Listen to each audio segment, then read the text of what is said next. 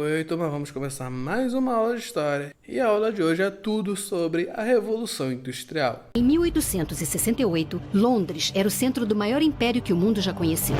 A cidade atraía os maiores pensadores de sua época. Se atualmente a ideia de indústria pode ser associada à de poluição, durante muito tempo ela esteve diretamente ligada à ideia de progresso. E de certa forma, em alguns lugares, isto ainda continua ocorrendo. Por isso, uma das definições mais comumente aceitas para a Revolução Industrial é aquela que a trata como sendo um período da história em que as inovações tecnológicas e científicas permitiram a transição de economias, que eram predominantemente agrárias e manufatureiras, para economias mecanizadas e industriais. A partir dessa definição inicial, podemos verificar que durante o século XVIII e o início do século XIX, realmente houve um processo inventivo contínuo voltado para a ampliação da produção e da distribuição de mercadorias, o que vinculou a indústria à ideia de desenvolvimento econômico. Vejamos alguns exemplos. Jethro Tull foi um pesquisador de métodos agrícolas inovadores para a época, como a rotação de culturas e o uso de adubos. Este agricultor inglês projetou a revolucionária semeadora mecânica em 1701. John Kane inventou no ano de 1733 a lançadeira volante, um instrumento que permitia estender o alcance do braço do operador de teares, aumentando assim a capacidade produtiva da manufatura de tecidos. James Hargreaves, em 1767, inventou um tear que permitia tecer 80 fios simultaneamente. Robert Fulton encontrou um meio de aplicar a máquina a vapor nos navios e protagonizou, no ano de 1807, a primeira navegação a vapor pelo rio Hudson, na cidade de Nova York. No ano de 1814, em Newcastle, norte da Inglaterra, George Stephenson aplicou o mesmo procedimento em terra, criando a primeira locomotiva a vapor. A ciência moderna na Inglaterra, influenciada pelo empirismo de Francis Bacon, desenvolveu-se no século XVIII como uma prática inventiva, baseada na observação e no experimento aplicado ao desenvolvimento de novos processos produtivos. Geralmente, associando-se a um capitalista, surgia dessa forma, na cultura anglo-saxônica, a figura do inventor empreendedor, fazendo um tipo de ciência aplicada comum até o presente. A firma de engenharia mecânica Boulton & Watt, por exemplo, logo após patentear seu invento, construiu mais de 200 bombas e 300 máquinas rotativas. Por volta da década de 1830, podemos afirmar que a primeira das revoluções industriais havia concluído seu ciclo. A Revolução Industrial, como ficaria conhecida na história, provocou a transformação da economia em todo o mundo, inaugurando a era do capitalismo industrial. Com a Revolução Industrial, a Inglaterra transformou-se na fábrica do mundo no século XIX.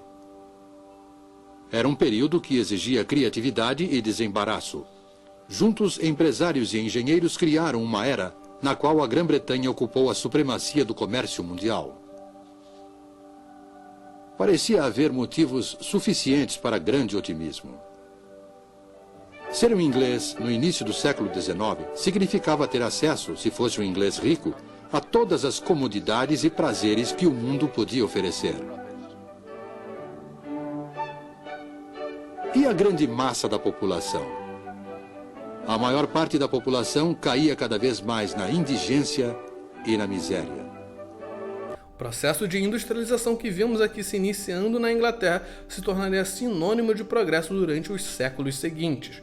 O predomínio inglês na transformação de manufaturados em produtos industriais seria seguido também pelos Estados Unidos do outro lado do Atlântico, favorecendo-se das estreitas ligações linguísticas e culturais com a Inglaterra. E, apesar do protecionismo inglês que proibiu a exportação de maquinário e a imigração de técnicos especializados no início do século XIX, a Revolução Industrial cruzaria o Canal da Mancha em direção à França e também da Alemanha, esparramando-se em seguida pelo resto do continente europeu e pelo mundo afora.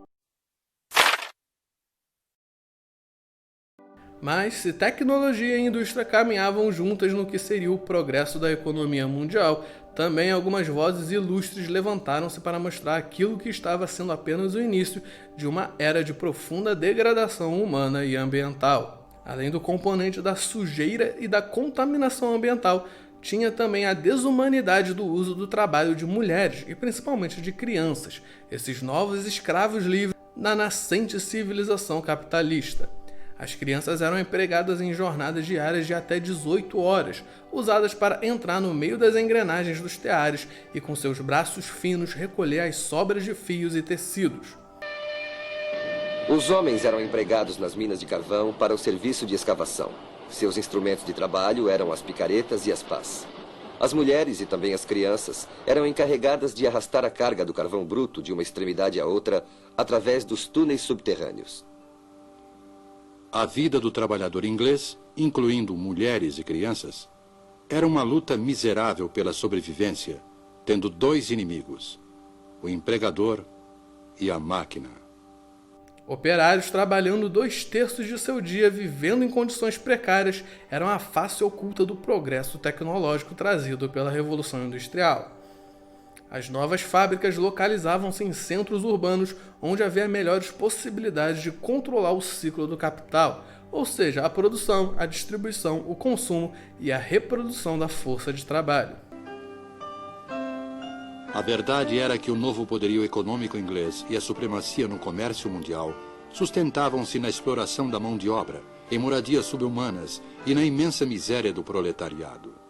A literatura inglesa do período do final da Revolução Industrial mostrou, através do romance social de Charles Dickens, por exemplo, o lado cruel dessa urbanização e proletarização da sociedade inglesa que atingiu principalmente as crianças. Em Oliver Twist, publicado em 1838, Dickens narra as aventuras pelas ruas de Londres de um menino de 9 anos de idade que foi criado num orfanato.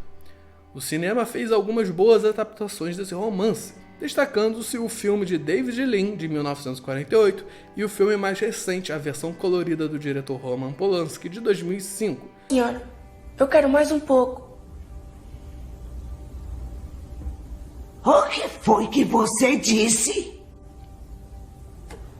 Por favor, senhora, eu quero mais um pouco. Ninguém pode pedir mais no meu orfanato! Charles Dickens. Em Oliver Twist e outros contos, o escritor destacou a situação dos pobres, abrindo os olhos dos habitantes da cidade à privação ao seu redor. Aqui estamos, na cidade mais avançada do mundo, porém seus cidadãos se deixam levar pelos charlatães. Como se viu durante o século XVIII, houve um desenvolvimento sem precedentes de novas tecnologias, postas a serviço do aumento da produção e da velocidade de circulação e de distribuição tanto de passageiros quanto de mercadorias, inclusive com o aparecimento de figuras singulares, um inventor empreendedor e o capitalista financiador de inventores. Adam Smith, em seu clássico de 1785 sobre a economia política do capitalismo, uma investigação sobre a natureza e as causas das riquezas das nações, faz a defesa do liberalismo como um sistema gerador de riquezas para as nações, pois permitiria o livre desenvolvimento das forças produtivas. Para ele, a busca de enriquecimento por parte de indivíduos empreendedores é sempre positiva, pois levaria à riqueza de toda a sociedade. Mas para realizar essa empresa, Smith fala-nos em previous accumulation, ou seja, a necessidade de um acúmulo prévio em forma de propriedades, antes de estas se tornarem capital. E por propriedade entende-se desde o próprio corpo e sua extensão imediata, as ferramentas de trabalho, até enormes extensões de terra ou outros bens transformáveis em dinheiro, em capital, que nada mais é do que dinheiro destinado para investimento com o objetivo de produzir mais dinheiro. Contudo, ele não nos explica claramente a origem desse primeiro capital, que particularmente na Inglaterra permitiu o desenvolvimento de um capitalismo industrial, resultado não da ação primordial do Estado ou de uns poucos indivíduos isolados, mas de uma parcela significativa da sociedade britânica. É Karl Marx que nos apresenta uma análise mais bem estruturada, no capítulo a assim chamada acumulação primitiva do primeiro livro de O Capital. Para este pensador de meados do século XIX, tratava-se de acumulação primitiva e é sempre um produto, afinal das contas, gerado através da exploração do trabalho de outros seres humanos. Seja um acúmulo realizado através da servidão feudal para quem havia sido o antigo senhor de terras e seus descendentes, seja o produto da exploração de escravos realizada nas plantations das colônias, seja a exploração de operários aprendizes nas corporações de ofícios dos antigos burgueses. Por trás da formação de capital, sempre há uma exploração prévia de trabalho humano, direta ou indireta, que gera uma fonte de lucro chamada por Marx de mais-valia. O debate sobre as origens dessa acumulação primitiva na literatura marxista rendeu muitas páginas, centralizado sobre duas teses distintas. Uma defendendo a acumulação como proveniente principalmente da exploração interna da mão de obra existente dentro do próprio sistema feudal, na medida em que as propriedades rurais iam se transformando em empresas agrícolas. E outra tese defendendo o papel fundamental da exploração comercial ultramarina, que ampliou a possibilidade de acúmulo em escala mundial. Karl Marx, o autor de O Capital, na sua escrita e em seus discursos, passou a sua vida lutando pelos direitos dos trabalhadores. Eu desafio vocês dois a ajudarem aqueles que realmente precisam, os trabalhadores. Nós aceitamos. Não devíamos ao menos conversar sobre isso? Tanto faz. Nós aceitamos.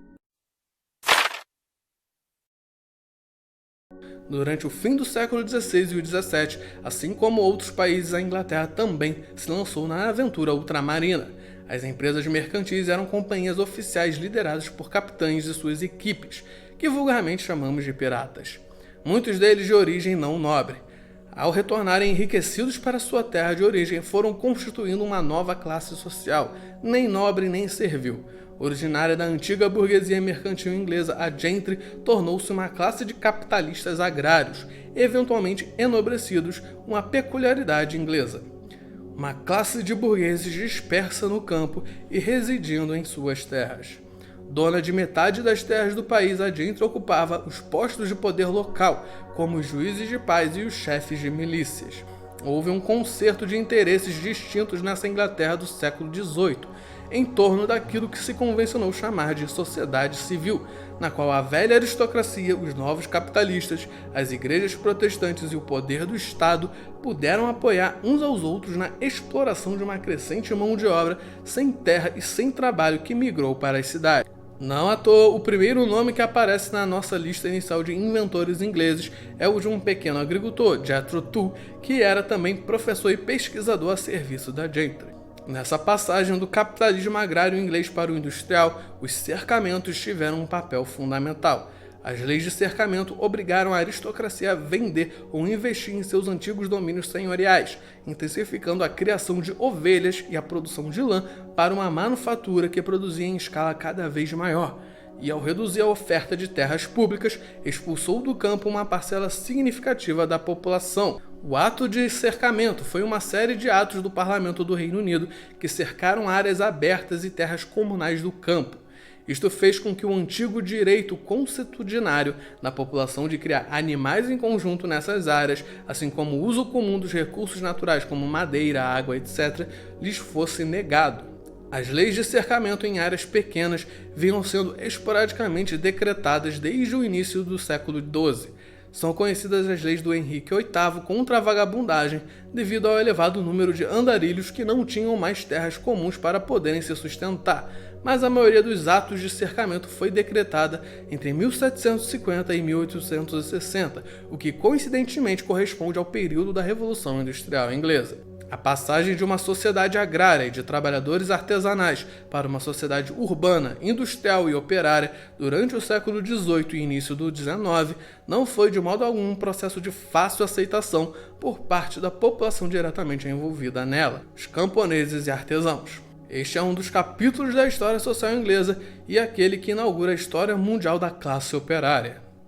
Na medida que um governo foi endurecendo a legislação contra revolucionários de toda espécie na última década do século XVII, a reação popular às leis de associação deu-se através do fortalecimento de diversas sociedades de tradição libertária, no sentido de serem abertas ao ingresso e de permitirem um livre pensamento. Algumas foram bastante visíveis, como a Sociedade Londrina de Correspondência, até ter seu fechamento decretado, e outras clandestinas, sociedades secretas, desde as mais antigas, como os Ingleses Unidos, até as organizações de justiceiros do novo século, como por exemplo a Lâmpada Negra.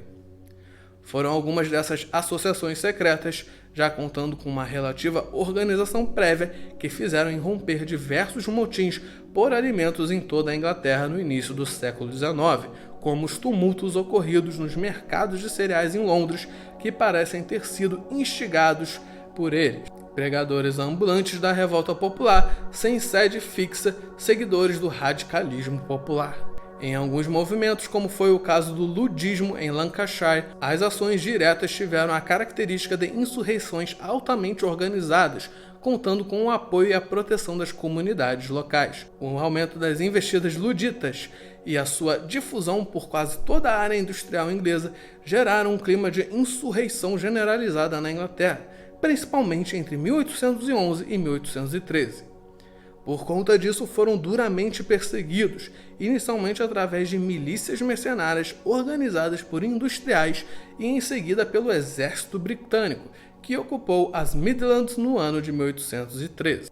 O ludismo tornou-se um crime de associação de malfeitores, termo que posteriormente seria muito comum na incriminação de anarquistas e socialistas em toda a Europa. O operário, preso sob a acusação de destruição de máquinas, seria condenado à forca. Oficialmente, o ludismo desapareceu no ano de 1817, mas a prática comum de destruir máquinas continuaria pelo menos até a década de 1860, porém já sem os mesmos níveis de organização e consciência política de seus criadores. Do ponto de vista dos trabalhadores, os coadjuvantes da primeira Revolução Industrial, sua história encerrou-se quando novas formas de organização operária, as unions, os sindicatos unificando diversas categorias profissionais, organizaram na luta pela ampliação dos direitos constitucionais. Então entraram vigorosamente em cena a partir da década de 1850. Em 1842, o Parlamento aprovou a primeira de uma longa série de reformas. A Lei das Minas determinou que, a partir daquela data, o trabalho de mulheres e crianças menores de 10 anos nas minas de carvão estava proibido. A jornada de trabalho de mulheres e crianças na indústria têxtil não deveria ser superior a 10 horas. E em 1875, os sindicatos, que até aquela data tinham seus poderes de negociação limitados por lei, ganharam proteção legal. A partir de então, o operário tinha o amparo legal para se reunir com seus companheiros em defesa de melhores condições de trabalho, redução da jornada e aumento salarial. Então é isso, turminha. Terminamos a aula de hoje. Tchau, tchau e lavem as mãos.